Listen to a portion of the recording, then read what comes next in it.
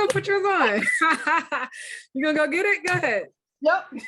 Hey, yes, Black woman matter, period. You're probably gonna be surprised by some of my answers too. I probably will be, actually. Welcome back to Couch Time with Kayla, the series on the Black LGBTQ plus Pride series. I'm so happy to have Bree here with me. If y'all recognize her, she is from my last Couch Time with Kayla episode, the first person to sit on the couch twice, the virtual couch twice.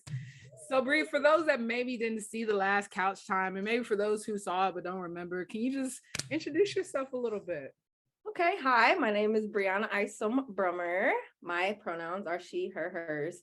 And I am I'm a counselor in education, but also now provisionally licensed counselor. So I'm working towards my LPC. But right now I'm under supervision, getting my hours. So I got about a year or so left. So I'll be fully licensed. And I'm super excited about that because I'm ready to, start that journey of less educational counseling and more just my therapy side. So and what else would I need to, you just introduction? That's good. That's the introduction. Yeah. We'll take it. All right. So yeah, tell me a little bit about your queer journey. Okay. So this is so fun and interesting because I definitely do not, number one, have a label, but I think that's part of my experience right now and has been for a very long time. So I guess I would start by saying that I've always, I think, known that I've been queer. And the term, if I had to label myself, if I had to choose, I use fluid. It kind of came to me when I was maybe a couple of years ago, just because it seemed like it worked the best. But if I were to have to choose a label that, is in society, everybody kind of latches on to, I would say bisexual. Bisexual, but I prefer men. So that's kind of why I say fluid, because I really do just like people, and whoever I'm coming in contact with, if the vibe is right, if I enjoy your company, if I like to be around you, I'm not I don't discriminate, I guess, against whoever. So but I've known that I didn't just like men since I was a kid, I think, but I didn't really have the words to describe it. And like I said, since there was more of a preference for males, I didn't really even know if there was anything to say or if there was any way to describe what I was feeling. It just felt like I was kind of going crazy a little bit.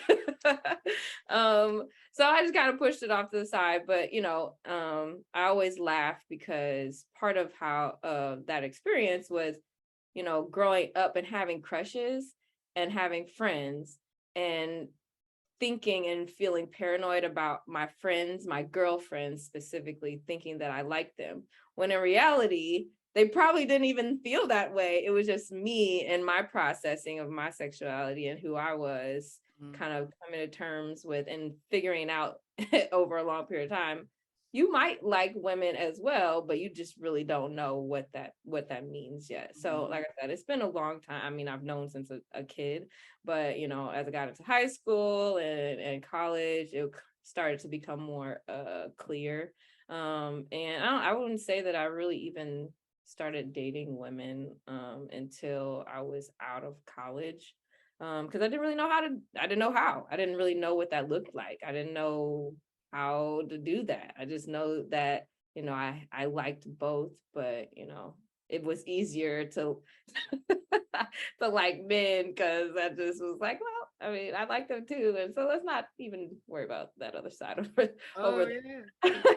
So I think now as an adult, as a 30-year-old, I'm just now honestly coming into terms and really navigating this other side of me, being okay with dating. It started with this nervousness about how do I even, again, like I said, navigate this, to kind of jumping on dating sites and then putting preferring men and women, and then kind of just leaning over to the female side, and which was wait, why am I doing that? Because I'm not gay, but like I don't know how. Like I keep on swiping on girls and like swiping on men to the left. Like nah. So I'm like, it's just okay. Just dive right into it, you know. And so it was just kind of like this thing where it was exposure, and still again trying to figure that out. But I'm enjoying this journey of like actually kind of opening up to myself and seeing what that looks like for me. So thank you for sharing that. When I listen to it, it sounds like you're still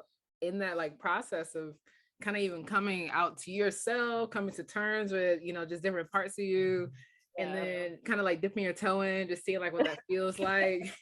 Yes, and you know, the coming out, which is funny, is like the coming out story. If I'm gonna be honest, it's probably now. This is literally the first time that I've ever kind of like actually voiced to a platform. And people know, like friends or people close to me, and I don't mind telling people. Like I'll kind of like, you know, give a little hint, but it doesn't feel like something that needs to be broadcasted, you know, for me personally. But I don't mind talking about it. People are like, oh, you like women too? I'm like, yeah, I do. So yeah, like there was no real coming out for me because one, I just really didn't know what the words were to describe it, but you know, it's also not a secret that I feel like I need to keep. So wow, yeah. Here you go, people. Oh yeah, I know. It's like my heart is like, wow. I'm curious, what is it like for you knowing that people are watching this and you are for the first time, you know, kind of quote unquote broadcasting, you know, a part of you that people may not know? It feels fine. I think, like I said, as I'm starting to accept myself, not just sexually or, you know, what my sexual preference is, but just in general, I think there's been a lot of awareness around like who Briana is as a person. And me loving myself more. It's making things like this, the difficult or seemingly difficult parts easier, because it's just, you know, if you accept me, you do. If you don't, you don't. And either way, it's not going to change how I feel about you. But I mean, whatever Right. you feel is how you feel, and you know, that's just how life works. But you know, I think this goes to the theme and to the conversation of like it shouldn't really matter, and why this is something that I felt was important to talk about as well, because not having a label, or I think even within the community of the LGBTQIA plus, you know, there's judgment and scrutiny and like people who feel that you need to have a label, or that if you don't know, or if you're bisexual. And so that's my challenge. That I think would be my biggest challenge right now, is knowing that I'm not gay, I'm not heterosexual, I'm not straight, but I'm also don't identify with bi. But for the comfort of everyone else, that would be the easiest way to describe myself. But then knowing that as well, I'm also the one that everyone's like, oh, so you just like everything. Oh, okay, so you just can't choose. You know, it's like always like, Yeah.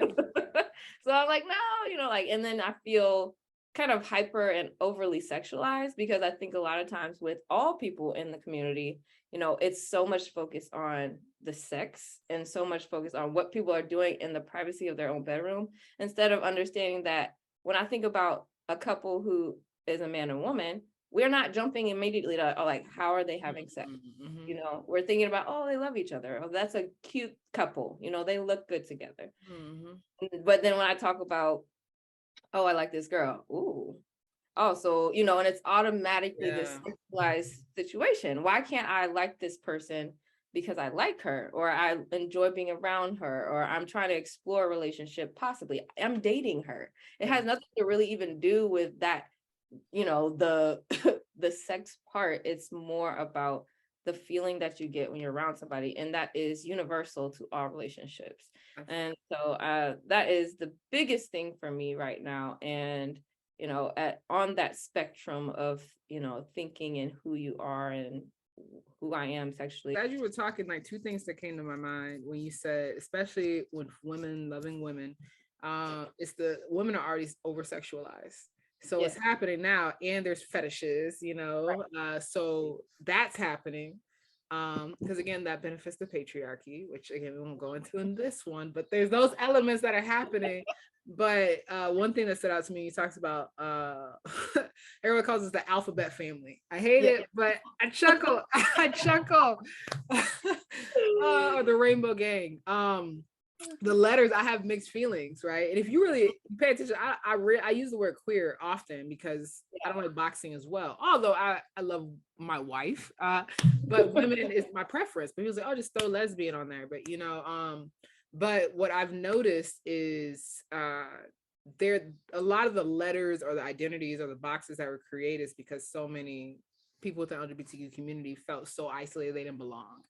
So that's why there's like hundreds of letters. It's like, okay, I gotta find belonging in spaces that I don't belong. However, in doing so, we end up creating the same issue, like what you just mentioned. Because like I hear you saying, like, I gotta appease all these people because if you don't have a box, I can't relate to you. I don't know if I belong with you. I don't know if you belong with me. Shout out to Mariah Carey. And then what ends up happening is then there's disconnection. That's what's happening right now, right? Because if you were to go, I hear you saying like, I don't really know, I feel this, but then there's a lack of acceptance if you don't identify in a certain category. Because you want to just be in it. And that, I think I feel that too sometimes, or it's like, can I even say that I'm a part of this community if I don't know? I've that has been a really big challenge as well, as I'm coming to terms with it. It's like I feel like an imposter, sometimes, or I'm like, I have a lot of friends who are lesbians, a lot of friends who are gay, and not mostly the women though are like, oh, you're not really gay, you just fake gay. And I'm like, I don't even identify as gay. So like, but I'm feeling and hearing you, and then I'm feeling like I'm overly validating them. And I'm like, oh, you really know what you're talking about because you actually, you only like women. So now I'm, criticizing myself like, dang, like maybe I need to step back and just stay in my little curious lane over here. But, that's still a part of it. That's still a part of the community. So as an advocate for all those ladies out there and men out there who don't know, I mean, that's where I am. And I think the thing I was going to say about being bisexual or not having labeling as queer, whatever, I actually started following this girl on TikTok or on Instagram. I can't remember which one, but I felt so seen by her. So she is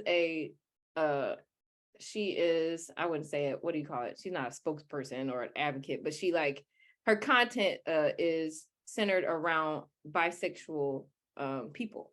And she talks about the different nuances and different variations of being bisexual.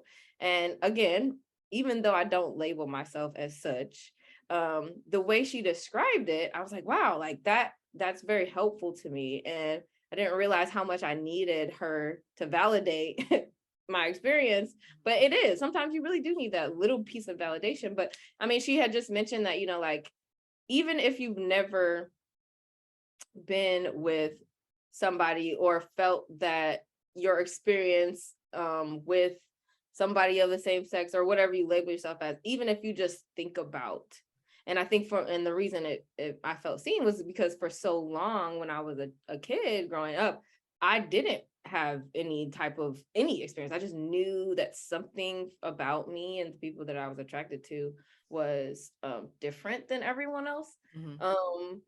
But she was saying, even if you don't have any experience, thinking about or being attracted to somebody of the same sex still is bisexuality.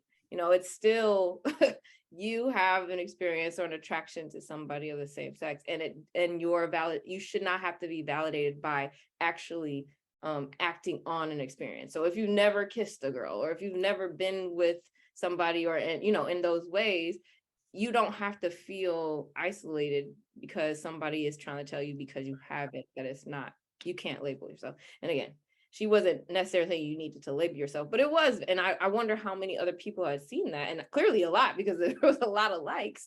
But, again, not just with being bisexual, but I even think with being gay, with being queer, with just not knowing. If there's something that you don't know, or if you have questions about, there's a queue for you, there's There's all these labels, but it's part of your journey, a part of your experience, and it's okay to not know. And so, yeah, I knew that it was okay, but it was just hearing somebody that I felt was actually part of the community. Yeah.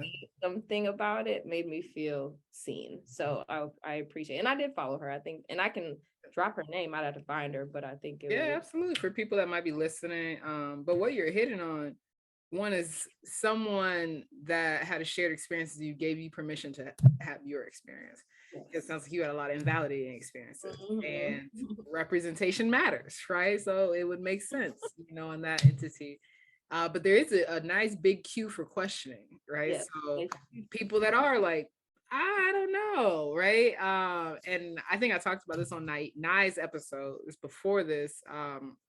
Is this fear that no one wants to talk about, is the idea this, if people come in and they explore and then they choose to have a heterosexual relationship, that activates a lot of shame of people within the LGBTQ community because of the assumptions they've been told, like, especially if you're Christian, you can like shift, and you choose this lifestyle. Right. But then that's projected on people that are literally, trying to explore and navigate and recognizing, I don't fit in this box or this box. Right. And it can turn into taking away that permission, which is damaging too, Yeah. And I love that you talked about it being damaging, because in dating and exploring, a lot of times, and that's the one thing I do appreciate about dating with women, is that there is more of a conversation around like, what are your interests? What are you looking for? And I think more it's better received. And again, this is not to shame heterosexual relationships or men or anything, again, because I like both. But I think for women, there's this degree of like, I want to understand, not only for your sake, but also for my own. And so for me, I appreciated being asked, like, what are you not, and it didn't feel like an attack, what are your intentions? And it's just more like, what are you looking for? Because there's so many things. And I think, it's twofold, because it's a struggle, because it makes it seem like, again, the thing we were talking about before, the relationship is like, there's so many ways that you can jump into this. I don't have to ask a guy, what are you looking for? And wondering, I mean, I guess like if he's just looking for sex, then he would say, but it just feels like, like we were saying before, since we are already overly sexualized and sex is like the thing people think about only, then when you ask that, it comes off as like, dang, like that's not what, I don't want you to think that's what I'm looking for, but that might be a part of it, like, I don't know really what, and I don't want to hurt feelings. I don't want to be somebody who's like damaging someone else or hurting or leading on in that way. Like if I'm saying I'm exploring my sexuality, I'm trying to figure out something, or I'm new to this side of myself. I'm just, I'm trying to figure out. It can be, and I've experienced it. It can be like, kind of like, oh, well, yeah, nah, like, and I get that, but it's like, how do I talk to somebody and be honest about what I'm doing and tell you that I could be interested, but I'm not sure, without making you feel like I'm just using you as, one of my one of my little notches to figure out what's going on in my life, So it's like, I am definitely somebody who doesn't like, I don't like to hurt anyone's feelings, but there's this fine line between exploration and exploitation. Yeah, exactly. Exactly. You're always so good at these alliterations, rhyming words. Shout out to my 9th grade English class. Miss Jersa, if you're watching, I remember you. No, but you're right. I think there's that nuance of, I mean, if people are not interested, like legitimately, do not, hurt people, because I think that's what ends up happening. And then people like what you're mentioning, who naturally just like, this is my authentic experience, because it is okay to love who you love, right? We can't be one-sided on that, because that's what created, the experience that so many of us hold, is giving permission to explore, but not for people just like, ooh, I just want to see, I'm not really interested or whatever, but I just want to dabble just to see what people talk about. Yes, it's like people are not toys, and they're not to be played around with. And I think that's what creates the narrative in the community, because people get hurt, and then they all of a sudden just reject people who are not honestly LGBT, because B is out, Q is out, like you got to be firm in knowing Yeah. all this stuff, which is not okay either, right? I'm not about that either.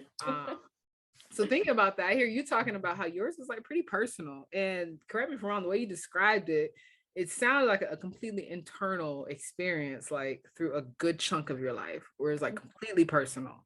And so I'm curious, like, what makes like sexuality personal and just different for each person, you feel?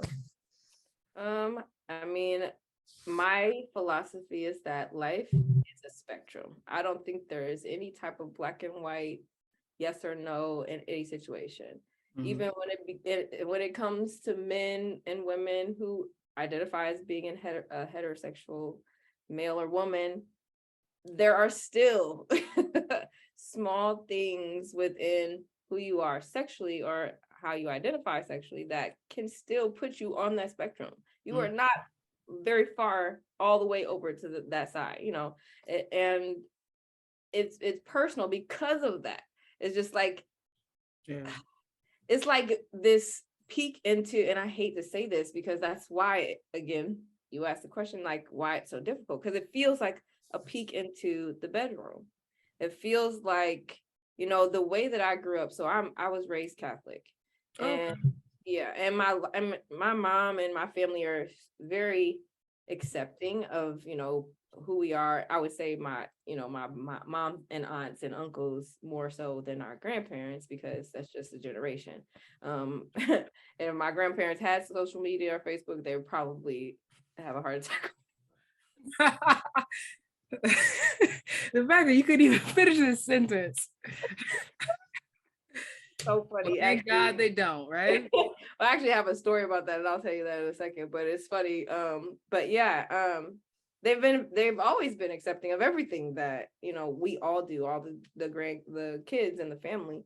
But I think it was just something that, for me, as the oldest child in the family, I was the firstborn out of the grandkids. Everything, like I was talking about my personal growth in general, everything that I've done in my life, I felt I did because I was supposed to do. Not that I didn't make my own choices, but I did everything right, because as the oldest, you try to just do as you're told. You try to make sure that you're following the rules, you're doing all the things that you're supposed to do in order to be successful. Okay, great. But there was always parts of me, like I just felt very caged bird, and I do still to this day. But through those religious beliefs, and having, I think sometimes, judgment, again, like my family was great, but there was times of judgment and times of like feeling like, what would happen if I talked about this, and what would they think, and how would they feel? And that was truly just a personal thing. I don't know if it would have been received badly. I just think that for me, I was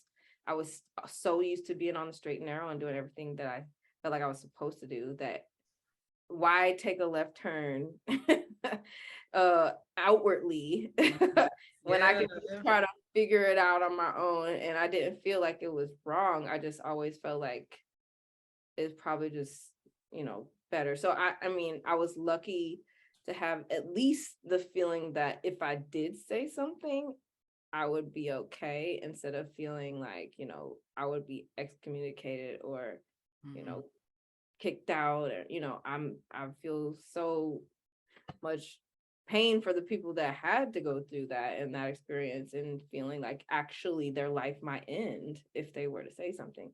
So I did not have that experience, but yeah, I think it was just something I felt like I've done everything else, by my own thinking, and I was able to make it through. I have enough willpower and grit, which isn't that so messed up to feel like the like, especially with track, like I feel like I'm a very strong person, like all those life lessons that you learn how to be these strong individuals keep you from actually feeling and doing things in your life because you feel like you have to just take care of it on your own. So yeah, I don't know, and it might have been more social rejection, which I don't even know who I would have been rejected by it. Like it was again It's the very threat of that though. yeah. So I just yeah, just a internal feeling. So Mm-hmm. I don't know. It's been very interesting these inching out that I've been doing. And figuring that out. But I mean, I I told my mom kind of sort of like in a way through like a letter. Okay. Hey, no, I get it. I wrote for both my grandparents. Yes, but it was about Um, other stuff, and then it was like a bullet point where I was like, and also, and I an just, inch. Nice just little looked, inch. and that was it. And we kept, we never talked about it, but I think it's like, okay, it is what it is. So, Yeah, but no. Oh, go ahead. I was gonna tell the story about my grandparents, but go ahead. No, I was gonna say I like how when you describe personal, what I hear like why it's unique to you is you were aware of like whatever you felt would happen, what was happening internally. You had to weigh like everything going around you, how that would impact you. Therefore, that impacted how in depth or not in depth you explored, right? And Naila's episode, she talked about I threw that key away. And in some ways, I hear you saying, just like I'm just not gonna think about this right now. Because that was a part of your personal, and acknowledging other people have different aspects, like what that looks like and giving ownership. And that's why I always say like come out when ready, even though National Coming Out Day is amazing, it does not have to be your day, and to figure out like what that looks like. Because you're right, there's a threat. And especially teenagers, like all you care about is like your identity formation, what your friends think about you, even if they don't, just the perception of them thinking about you differently. Unless we can acknowledge that the world don't treat people within the LGBTQ community well at all, especially not right now with all these laws. So even if you are around people that maybe don't talk negatively, you see the way the world treats you. So that's enough to know that there's a potential. And I do take that back, and I feel so bad because it's just the time. Like my grandpa and my grandmother are so sweet. They're the most beautiful little things. They love all their grandkids. And it's funny only because I would never want to put them in any position to honestly with their age and everything. I never know what happened, but it's my grandpa, I just remember growing up and him using the word faggot a lot. And it was funny at the time because everybody was like, oh, ha, ha, ha, he's an old fart, he that's, but there was definitely some, he did not care for, and it was just a lack of understanding. He's 86, 87. He's the man of the house, the patriarch of the family, and hard worker, like all these things, these stereotypical male roles. And you didn't get anything done without doing hard work, and marriage, you work through all that stuff. And just if you did, and I have these memories because it was me and my little cousin, and he's not my little cousin, we're the same age, but he's 6 months younger than me. But he was a boy, I was a girl, and we grew up together. And all those traditional gender roles, he got to go fishing, he was taught to play chess, and I'd have to always ask to do these things. That was another reason why I've always been I hate the word tomboy, but I never felt very girly. I love my feminine side, everything about it. I love to dress in my dresses and skirts, and I love makeup, all the feminine things about me, love. But I so much, I appreciate maybe even more just for the simple fact that I like to be both. I like to be able to express my more quote unquote masculine side of myself and feel comfortable. But also the gender roles that come with that when you were younger, I was considered a tomboy, and I'd have to ask to do things that my boy cousin could do just automatically. But then if my cousin showed any, emotion or over emotional or did something, he would, act because he had a girl cousin, and look, he is he loves him some women, you know, and it's just like to be able to express and be a kid, it was like, stop acting like a faggot, you know, like those words would come out. And so like hearing that and feeling the way that I was feeling, but also like, I know that word didn't apply to me, but at the same time, like you feel so strongly about him acting like this, they like, what? Well, you know, so, and so I know that was a word that he used often. He has stopped using it. I don't know if that's because it's not accepted or what, but he's an older guy now, so there's not really many opportunities. But I do know that like recently, the story I was going to tell is that I think there was, and you know, on TV now, there's all representation, so much representation of the LGBTQ community. So like, I think there was somebody kissing on TV, same-sex couple, and bless her heart, my grandma was like, just don't understand why. And you know, she's talking about it and they're having a conversation, and I think it was, I don't know if I was there or if my aunt Cynthia said something, but she was like, I think they were like, I don't know what I would do if this, so giving, I like, and I did tell my Cynthia, I was like, well, they gonna have a heart attack if I say that. She was like, please don't say anything to them. We do not need to. But I would never, you know, like it's not worth it and it's okay. But I just wonder, because I'm like, they love me. I'm just wondering how, if it could change their perspective. That's part of like, I'm wondering, you know, like if they knew, they would absolutely not stop loving me, but could that change the way that they see the world? You know, like, it's just like, you know, it could be different. And I know I have other family members who are part of the community where it's like was a real struggle for understanding. And, you know, my mom has said something before too, that kind of like, I didn't know how to, you know, respond to it, but it was the same situation, 2 girls or 2 guys kissing. And she was just like, you know, and it's not her preference. So I also have to be sensitive to the fact that like, if it's something that I'm not used to and I don't really like, you know, I can see how it can make somebody uncomfortable, and like to the point where you're like, like I'm not comfortable with this. And for me, I don't do what you do to talk to you. I don't care. So, you know, I took a little offense to it because she's like, why do they got to do it in front of everyone? She's like, I just don't, you know.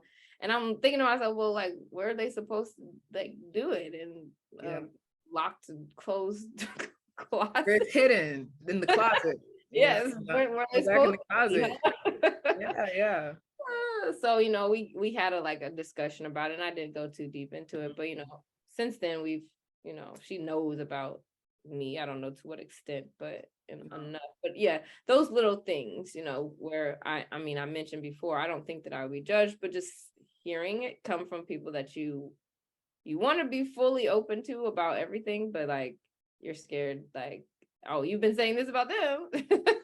Which is true. And then the ask, you know, later if they ever find out, it was like, why you didn't come out earlier? Well, and I think that's something that maybe straight people don't recognize, is that when you are exploring individually, you're constantly looking to see, is this a safe person for me to come out to? And all those little comments are like, ooh, that's not safe. Ooh, that's not safe. And as much as you want to forget them, it's just like, there's a part that's just like, yeah, no, this is going to be hurt. I'm going to get hurt. And I remember the same thing when with my grandmother, like everybody calls me like her little twin. Like I look just like her. And I remember struggling so much. Like I was like, I didn't want to tell her, but I also was like, ooh, how can I live, you know, and be happy keeping this like to the side, you know? And my sister was like, you got to give them a chance to, you know, do what they're going to do. Then, you know, you'll figure it out. But that was rough. I mean, she didn't respond the best way, you know, from the South, you know, same way you kind of describe. But over time, after I had to, you know, set some boundaries, she started saying, I remember her saying, you still look like me. And for us, it's just like, of course, grandma, I look like you, nothing's changed. But I feel like for her, because it's like, if you have this idea of these groups of people, what they look like, how they act, right? Because again, down South, the church, you know, it's just like, I see queer people, gay people as these heathens. They're awful, you know. You know, I mean, that's what it said. You see them in a certain light, and now you are met with someone you hold so dear. Your world changes, and I'll never forget when the first time she said it, and it was a while. It's like, you still look like me. Yeah. You're still my little Kayla. And although I knew that, I feel like that was the moment where it was like, oh, you can be this and still be the person I've loved this whole time. And I know we wish it would be easier, like, duh, you know. Yeah. But that's what happened for me, like coming with my grandparents, especially the ones that struggle. So I say that to you and anyone listening, like sometimes their journey is personal, you know, but that can impact, you know, what happens. And it's valid. That's a very natural fear. Like you're like, oh, they'll be all right. But you have some really valid concerns as to like maybe why you feel they wouldn't be, you know. Yes. Yeah, that is definitely it. That's funny. Like, and it's interesting to think about like how, how it's gonna change over time. Like grandparents are younger, grandparents are now more open to like most everything. I'm speaking generally, obviously, but I wonder what the world will look like in 50 years and how we will come to be as a society and accepting this community. So absolutely. And I've learned the older community, they're a lot more adjustable in their mindset than I think I gave them credit for in the past. Yeah. And I think it's kind of the same thing. Like you talked about, oh, I didn't have permission or couldn't give myself permission. Like they never got permission, and therefore other people didn't get permission. And so and they haven't seen it. And it's like there's nothing to really go off of other than and I think sometimes, and I'm sorry, I didn't mean to cut you off, but we are people that they love. So I think maybe sometimes part of it is like, I see what happens to people that are like this. So I reject it and no, this is bad. I can't, because who wants to believe that somebody that they love is going to have that experience when really they're perpetuating it, honestly. And they really don't know. They have no idea. Exactly. So that speaks to like why it's personal and people got to do at whatever rate they feel comfortable. Because I've never been a big proponent on someone just saying, hey, just the moment you notice, just come on out, because that's not realistic for everyone. Nor is that safe for everyone, emotionally, mentally, physically, unfortunately. So thinking about this, what advice or encouragement would you give to, let's say, a Black LGBTQ plus person that's watching this and they're trying to explore their sexuality? Honestly, and it sounds so cliche, but just be you. I think we've talked about it and said it several times. Like, it's about timing and not for anyone else. It's about the timing for yourself. I would say sit down and be honest with yourself and what it is that you're feeling, what you're looking for, what you're not looking for. Like, hell, make a diagram if you need to, like chart it out, and it sounds stupid, but at the same time, it is so nuanced that sometimes you have to like see it in front of you, see it on paper, find those friends. If you feel like you don't have those people, get on the internet and, look on forums, be safe. But like, there's so much out here now where people are, helping and trying to help. But I think the main thing is just figuring out who you are, and then working from there. Because that was the biggest thing for me, is like, one, I had the understanding, but coming to terms with, not necessarily coming to terms with, but like knowing who I was in this realm was, I think, overwhelming, only because like I didn't really even know which direction to start. So I just had to start with what was known. Like, I know that how I feel is not linear or binary. it's kind of all over the place. And, now, let's figure out like what is it that attracts me to women? How am I feeling? Why do I know this? You know, like very minute, small, kind of really seemingly like things that don't really matter really do matter, because that's all a part of figuring out what it is that makes you you, and what your preference is, and what you who you are and what you like. Because it's all a part of who you are, and what you'll be and what you'll become. You know, having all this stuff within, it can become traumatic. So just having those conversations, journaling about it, and then finding those safe spaces to really explore. And I would say there's one person that did, while the people on the internet kind of give me the permission, I did find a very close friend who I was able to have these conversations with, and she's gay, but like this was old when I was older. But I mean I made a point, it was after those explorations, but like being okay with feeling, I wouldn't say, oh, well, I guess vulnerable is the word. Because all these situations that we're in, whether it's your sexuality or it's just like your traumas or just healing, the main and the most important part is create a space for vulnerability so that you can get to the next step. So wherever that feels safe, try and do that, and take it one step at a time, because it can be a long road, but it's okay. That's your journey. The long road as opposed to the short road, it is what it is. Whatever happens for you, and there's no right or wrong way to do it.